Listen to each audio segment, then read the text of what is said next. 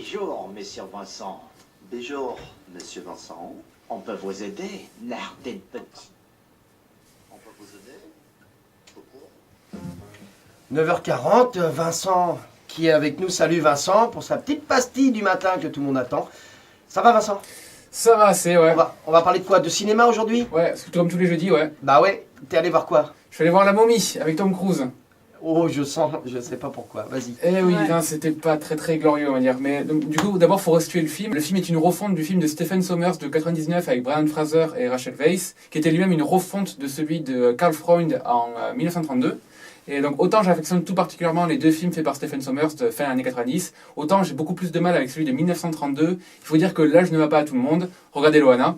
Il n'empêche que dans les différentes versions, c'est plus ou moins la même chose. Une momie de l'ancien temps est exhumée, manque de peau, elle est maudite, et arrive donc le chaos, la fin du monde, tout ça, qui ne peut être sauvé que par le héros et l'amour de sa vie qu'il a rencontré même pas 24 heures auparavant.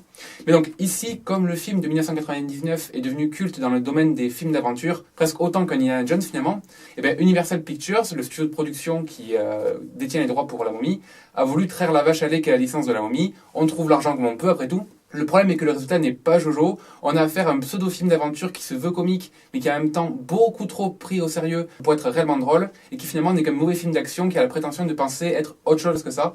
D'autant plus que le film n'est pas aidé par le casting, parce que là où La Momie a su s'imposer au niveau des rôles, qui étaient toujours très bien choisis et assez iconiques, même dans les personnages secondaires, ici on évolue au cours de film avec des acteurs assez lisses, sans réelle prestance. Parce que bon, Tom Cruise, il a beau avoir fait quelques bons films, je ne trouve pas qu'il ait le charisme nécessaire pour un film de cette ampleur, sachant qu'il arbore la même expression tout le long du film. Ah si, il doit à un moment pleurer, il me semble, mais je m'attarderai pas là-dessus, vu que ma cousine de 7 ans arrive mieux à pleurer quand elle fait un gros caca à boudin, en tout cas mieux que Tom Cruise qui a 54 ans et qui est quand même censé être acteur. Je dis censé parce que à certains moments du film, j'ai quand même eu des doutes. Tom Cruise, Tu vas pas te faire des amis, toi, je sens. Non, franchement, je pense que sur ce coup-là, je risque pas grand-chose parce que La Momie, je pense pas que ce soit un très grand film et je pense pas qu'il y ait beaucoup de gens qui le soutiennent. Hein. Mais du coup, ouais, donc Tom Cruise tente tout de même d'être cynique et piquant dans le même style d'un anti-héros mercenaire qui fait écho à la version de Brian Fraser du coup de 99, sans réellement y parvenir. D'autant plus que l'univers très sombre du film ne va pas du tout avec ce type de héros. On ne parlera pas non plus de l'héroïne et du sidekick qui sont tellement oubliables que je ne me rappelle même plus de leur nom. Le film est néanmoins aidé par la méchante du film qui, même si elle n'a pas l'ampleur d'un Imhotep dans la version de 99, elle fait quand même bien le café, on va dire. Surtout que son aspect visuel et les effets spéciaux autour du personnage sont vraiment réussis. Même dans l'ensemble, d'ailleurs, les effets spéciaux sont vraiment de qualité dans le film. Je peux pas lui enlever ça. Il y a notamment une scène tournée dans un avion en chute libre en apesanteur réellement impressionnante et c'était des vraies cascades faites par Tom Cruise en plus, donc du coup, chapeau à lui. Voilà, au moins c'est pas un bon acteur, mais c'est un bon cascadeur. De cascadeur. Ouais. Et néanmoins, du coup, des effets spéciaux et un bon méchant n'arrivent pas à sauver un film tout entier. Quoique, ça a marché pour Gremlins. Enfin bref, le film aurait pu être juste mauvais. Au pire, il serait passé à la trappe et on n'en aurait plus entendu parler. Mais le problème, c'est que Universal, ils sont pas si cons que ça. Et comme ils ont vu que ces 10 dernières années, les univers cinématographiques sont en plein essor avec Marvel et DC, ils se sont dit qu'ils allaient faire pareil en créant ce qu'ils appellent le Dark Universe. Parce que Universal possède les droits pour pas mal de films de monstres comme La Momie, Jekyll, Le Loup-garou de Londres, ou encore La créature de Frankenstein. Le fait est qu'ils se sont dit, pourquoi pas faire un univers où toutes les créatures existent et on recroiserait les histoires entre elles. Et du coup, au milieu du film de La Momie, on arrête toute l'intrigue pour nous lancer un peu au pif cette ébauche d'univers avec un Russell Crowe en Jekyll qui nous introduit une sorte d'agence qui traque les monstres pour les étudier.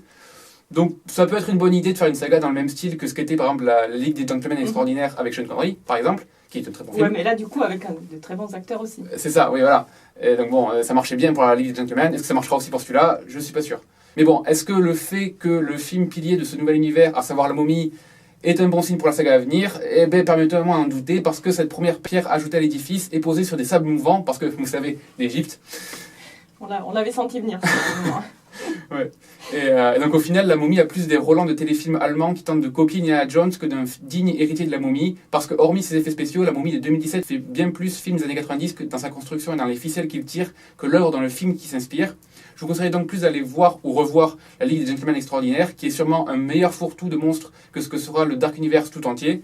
Ou encore aller voir Van Helsing, film réalisé par Stephen Sommers, justement, le créateur de La Momie de 99, on y revient, tout est lié, qui a fait du coup un film d'aventure en Transylvanie du XVIIIe siècle, bien meilleur que La Momie, et qui réussit à regrouper Dracula, les loups-garous, le Dr Jekyll et la créature de Frankenstein, donc du coup, pareil, chapeau à lui. En conclusion, du coup, cette œuvre cinématographique aura sûrement le même sort que celui qu'a subi La Momie dans le film. Elle sera oubliée par le temps et disparaîtra sous la poussière. Bon voilà, les effets spéciaux, ça sauve pas La Momie qui s'embourbe, selon Vincent. Ouais. Effectivement, c'est...